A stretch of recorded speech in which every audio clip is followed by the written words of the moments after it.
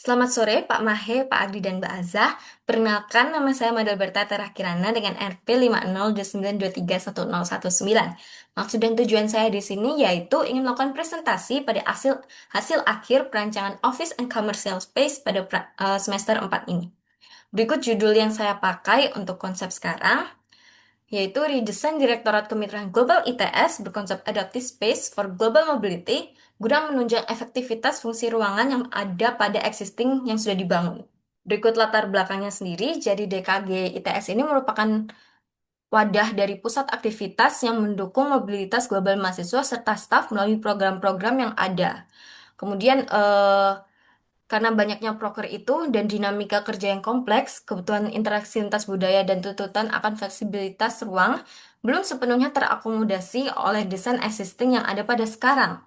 Permasalahan seperti kurang optimalnya ruang transit, logistik, tidak adanya area istirahat yang nyaman bagi staf, tidak adanya ruang kerja yang mendukung produktivitas dan kenyamanan kerja itu sendiri.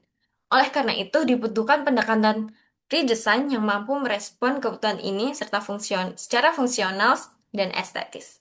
Melalui perancangan ini itu diharapkan bahwa DKG ITS nantinya dapat menjadi ruang yang lebih adaptif, mendukung efektivitas kerja, serta mencerminkan semangat kolaborasi dari mobilitas global yang menjadi fokus utama pada perancangan saya. Untuk rumusan masalah yang ada pada DKG ini, saya menyimpulkan ada 4 poin. Yang pertama, terdapat beberapa ruangan yang tidak terpakai secara rutin, sehingga saat ini kondisinya ada kosong, serta juga terjadi perpindahan divisi. Kemudian tidak memiliki area yang bisa untuk bersantai antar pekerja atau common area. Kemudian tidak adanya area CCWS yang membuat kantor DKG jarang untuk didatangi mahasiswa asing. Kemudian penataan ruang yang kurang pada area volunteer. Sehingga untuk penyelesaian masalahnya, saya mengambil jalan yang pertama pemanfaatan ruang kosong tersebut untuk memenuhi kebutuhan orang lain, menyediakan fasilitas common area untuk area istirahat pekerja, menciptakan ruang co-working space yang bisa digunakan untuk fungsi lain, serta menyediakan fasilitas penyimpanan pada area volunteer untuk mengatasi berkas atau logistik yang berantakan. Dan tujuan desain perancangan saya ini adalah untuk menciptakan kantor DKG ITS dengan menyesuaikan kebutuhan para pengguna. Berikut slide profil perusahaan yang ada pada DKG ITS. Jadi, DKG ITS ini terbagi menjadi 2 divisi utama, yaitu kerjasama internasional serta promosi dan mobilitas. Namun, terdapat satu program, yaitu program internasionalisasi. Itu program tersebut menjadi bagian dari kedua divisi tersebut. Kemarin sempat melakukan wawancara dengan Pak Unggul, Pak Firman, serta Bu Rahma, dan saya menyimpulkan untuk kekurangan dan kelebihan dari existing yang ada sekarang itu menjadi poin-poin berikut. Berikut ada decision matrix yang saya buat dan simpulkan untuk permasalahan-permasalahan yang ada pada existing DKG sekarang. Namun pada perancangan ini saya memfokuskan hanya untuk 2 bagian, yaitu pada permasalahan yang membutuhkan high impact serta high effort, serta permasalahan yang membutuhkan high impact serta low effort. Berikut kerangka berpikir saya. Berikut untuk tri metodenya, saya mengambil 3 poin. Ada identitas dari DKG itu sendiri, kemudian ruang adaptif yang memiliki area fleksibel dan multifungsi, serta penggunaan furnitur modular, serta poin terakhir yaitu SDGs poin 9, yaitu infrastruktur melalui zoning ruang yang berurutan dari belakang itu ruang formal atau private, kemudian dilanjut dengan tengah ruang semi formal atau semi private, dan ruang paling depan itu ruang informal dan publik.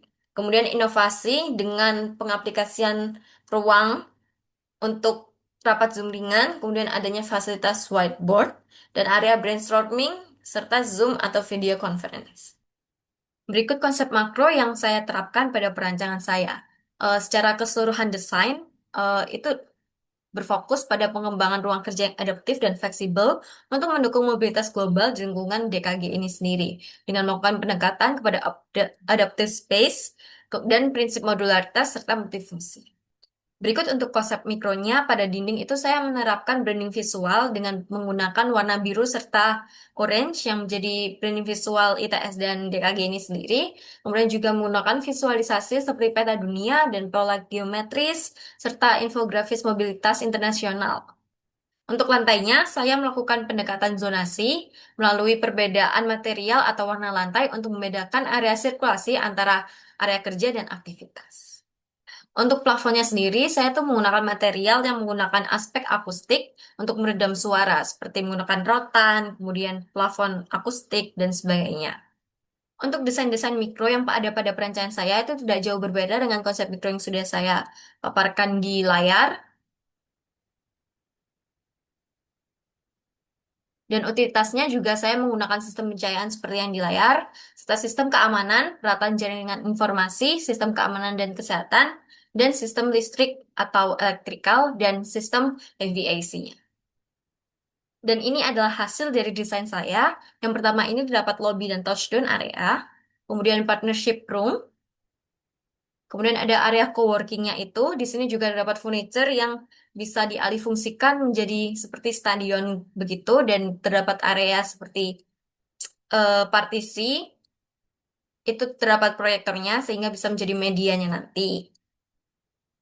Kemudian ini untuk staff roomnya. Di dalam staff room ini terdapat 3 room untuk kasubditnya juga. Kemudian gambar yang di atas merupakan mini cube yang bisa digunakan untuk zoom ringan per individual.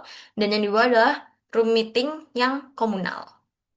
Di sini ada lounge. Pada gambar bagian atas itu terlihat seperti ada meja makan yang juga disediakan whiteboard smart sehingga bisa digunakan untuk diskusi informal.